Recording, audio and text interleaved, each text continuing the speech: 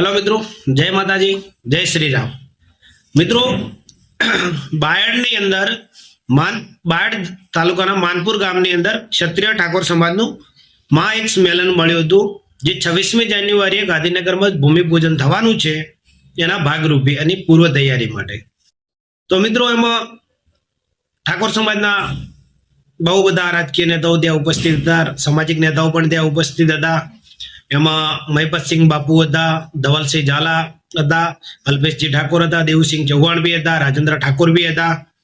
અને એના પછી જ્યારે મિત્રો ધવલસિંહ ઝાલાના પછી પ્રવચન માટે જ્યારે મહિપતસિંહ બાપુનો વારો આવે છે, ત્યારે મહિપતસિંહ બાપુ સમાજના અંદર જે રહીને માણસો સમાજનું કામ કરવાની જગ્યાએ સમાજને છોડીને પાર્ટી માટે બેસી રહે છે, એવા તમામ લોકોને જબરજસ્ત ટકોર કરી હતી અને જબરજસ્ત ફટકાર પણ લગાવી હતી એમના અવાજમાં અને એમની ભાષાની અંદર. અને એમણે કહી દીધું હતું કે બાપુની ભાષા તો આ જ રહેવાની છે, જેને જે લાગવું હોય લાગે. આપણે કોઈ એવી પાર્ટીની ટિકિટની હાડાબારી નથી, કોંગ્રેસ હોય કે ભાજપ હોય.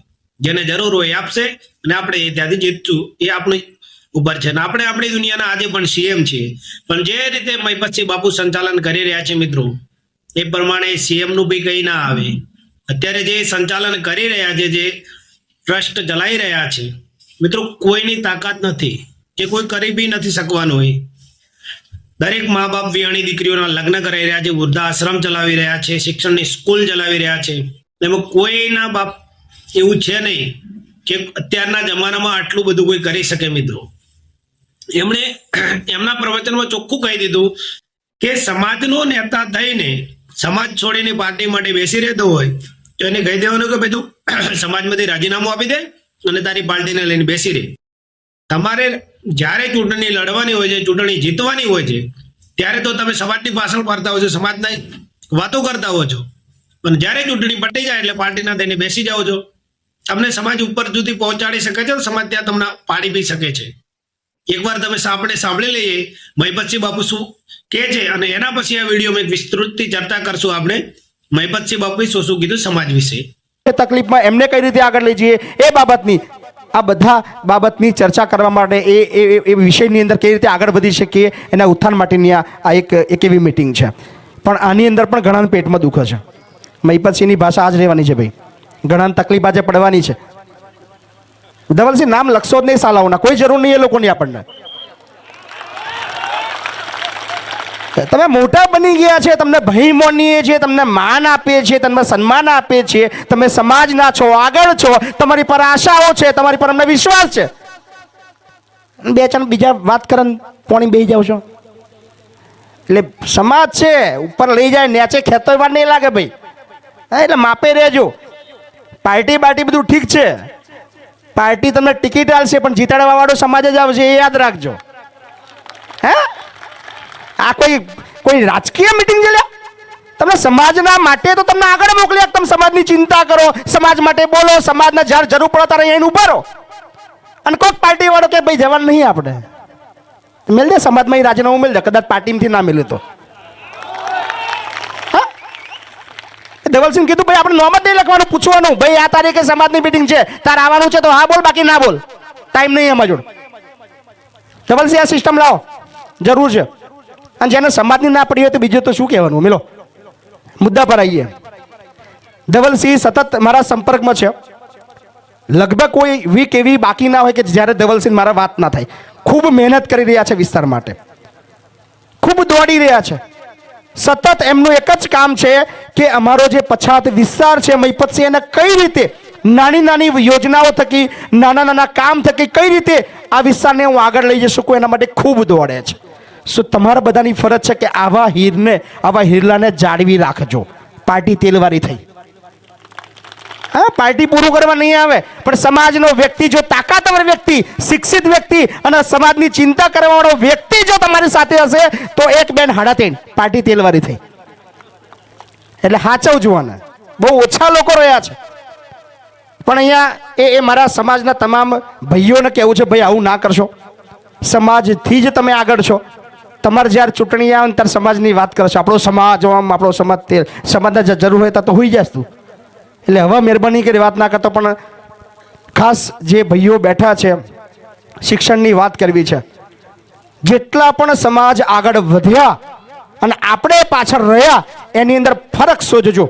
ફરક ખાલી એક જ છે, શિક્ષણનો. શેનો? શિક્ષણનો.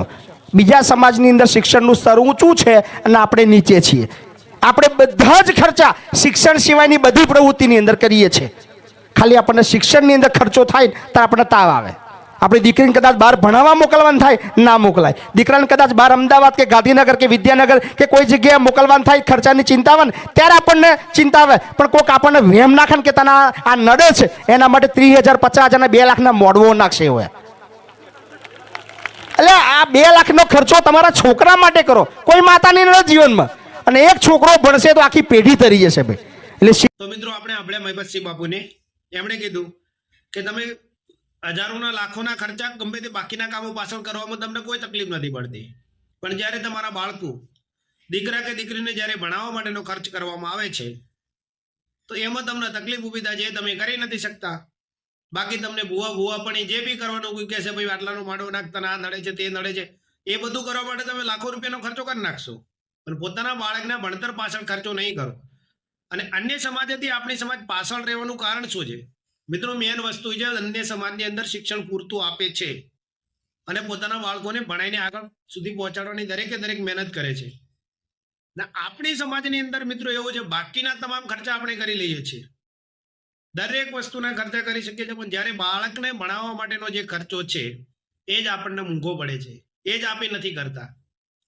મિત્રો અનેક એવા ટ્રસ્ટ બની ગયા છે ઠાકોર સમાજના, ક્ષત્રિય ઠાકોર સમાજના. મિત્રો ત્યાં પણ તમે સ્કૂલની અંદર બાળકોને ભણાવી શકો છો.